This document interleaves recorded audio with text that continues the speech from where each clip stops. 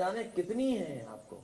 जब जिंदा व्यक्ति को मॉर्चरी भेज दोगे, वो बेचारा भागा वहां से, गलत आदमी को ऑपरेशन थिएटर में ले गए, बताओ आप। ये है मेडिकल वो। आए दिन खबर मिलती है, ये तो मेडिकल निग्लिजेंस की जाने कितनी खबरें हैं कि पेट में क्या छोड़ दिया।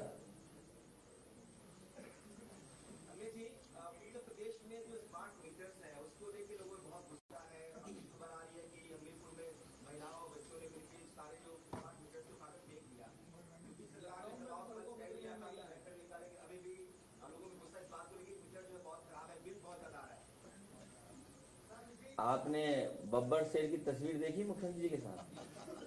बस वही देखते रहो।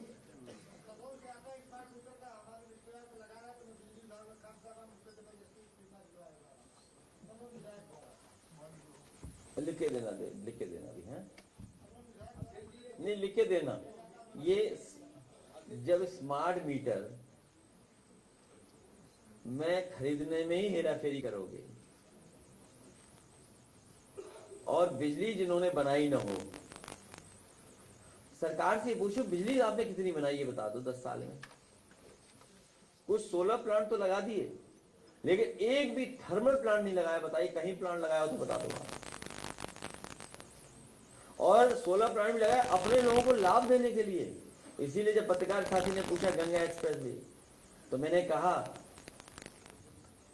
कि ये पॉलिसी अच्छी है, चलती रहनी चाहिए, इसी से और भी एक्सप्रेस वे बनने चाहिए। तो बिजली का कारखाना एक नहीं लगाया सरकार ने, बताओ कौन सा लगाया। केवल स्मार्ट मीटर से लोगों को परेशान करवाएं, गरीब जनता को परेशान करवाएं। और सुनने में कोई कमेटी बनाई गई स्मार्ट मीटर को लेकर के। यही तो स्मार्टनेस हमारे मुख्यमंत्री जी की। कोई मामला फंस जाए तो एसआईटी।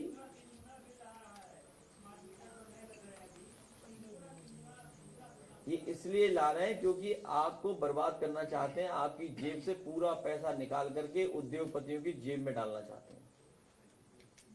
गरीब जनता की जेब से पैसा निकाल करके उद्योगपतियों को, बड़े लोगों की जेब में पैसा डाल रहे हैं।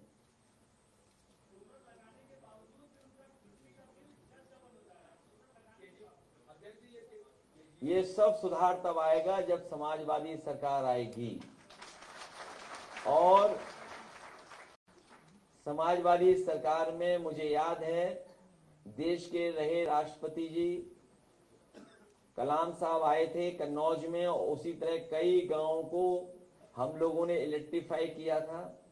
और उस योजना को आगे बढ़ा करके कई गांवों में हम लोगों ने बिजली सोलर से देना शुरू कर दिया था।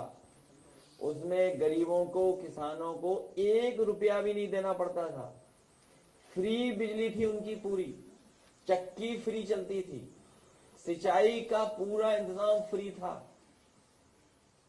समाजवादी सरकार बनेगी तो गांव में वही पुनः योजना शुरू की जाएगी जो अब हमारे पूर्व राष्ट्रपति, जिनके माध्यम से हम लोगों ने उस योजना का उद्घाटन किया था। और जिसको कहीं शक हो, और सरकारी चैनलों से मैं कहूंगा कि उस गांव में जाएं और देखेंगे कैसे बिजली का प्लांट लगाया था हम लोगों ने, जहां पर फ्री बिजली मिल रही थी गरीबों को।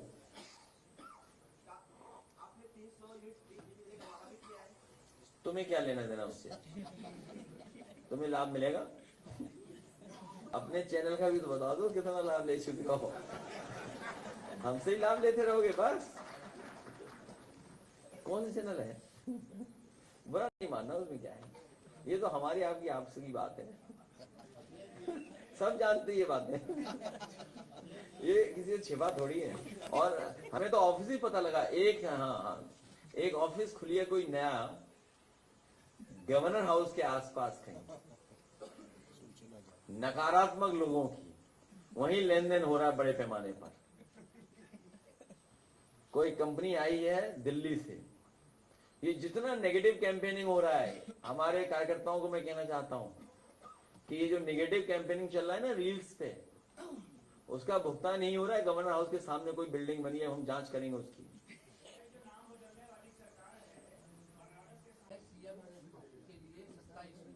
वो काला चश्मा लगा के वोट मांगेंगे, बिना काला चश्मा लगा के। जब वो काला चश्मा लगा के आए थे तभी मुख्यमंत्री बने थे। तो कभी कभी कुछ ऐसे काम हम लोग करने चाहिए जिससे मुख्यमंत्री बन जाए।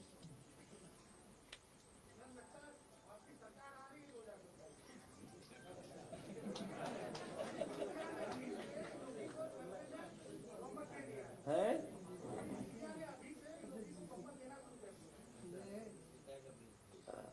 मैं उस पर इसलिए बहस नहीं करूंगा क्योंकि अभी बहुत दिन बाकी हैं, लेकिन अगर हम लोग गिनती करें तो दिन भी नहीं है।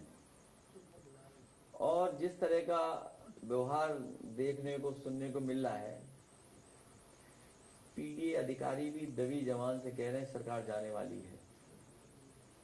और अधिकारियों में भी बंटवारा हो गया बड़े पैमाने पर। वो इसलिए हो गया कि अभी मेरे पास सूची नहीं आई है। नोएडा में अधिकारियों की पोस्टिंग को लेकर के एक सूची बना रहा है हमारा कोई एक साथी। अभी हमारे पास पूरी जानकारी नहीं आई, इसलिए मैं नहीं बोलना चाहता हूं आपसे। और मैं समझता हूं जगह जैसे सर्वे आने लगे हैं तो सर्वे इसका भी कर लो नोएडा के